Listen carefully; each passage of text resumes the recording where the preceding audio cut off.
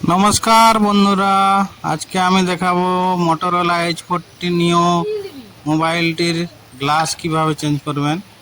এই যে একটা গ্লাস আমি ফ্লিপকার্টে অর্ডার দিয়েছিলাম, তো এসে গেছে। সেইটা এখন আনবক্সিং চলছে। গ্লাসের কার্ভ গ্লাস হয়, নিও যে মডেলটি তার গ্লাসটি কার্ভ গ্লাস, অর্থাৎ সেই কার্ভ গ্লাসটিকে আমাদেরকে লাগাতে হবে। তো এই হচ্ছে গ্লাসটি এসছে, ওই 250-300 টাকার মধ্যেই গ্লাসটি পাওয়া যাবে, বিভিন্ন কোম্পানির থাকে। তো এটা দেখি এর ভিতরে কি রয়েছে, এটা খুলে দেখা হচ্ছে।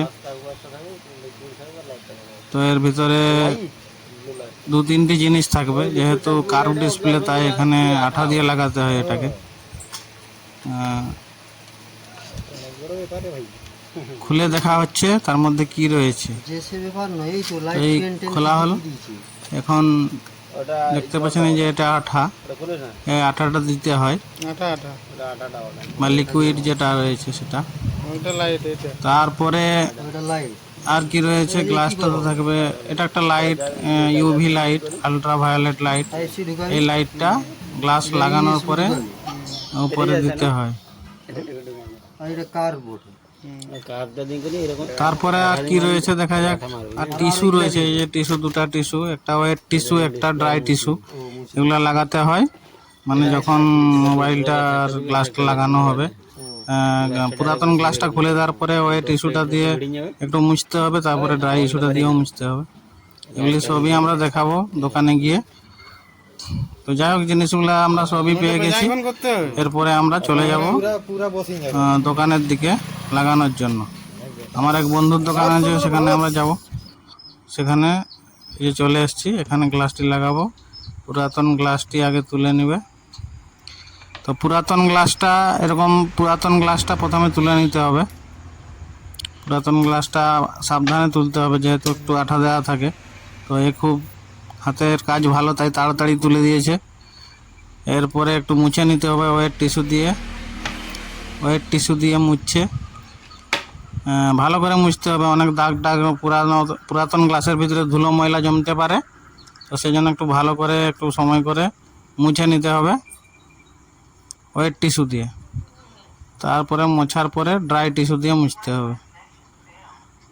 তো একটু সময় লাগছে। তারপরে দেখুন ড্রাই টিস্যু রয়েছে আরেকটি, ড্রাই টিস্যুটা খুলতে হবে।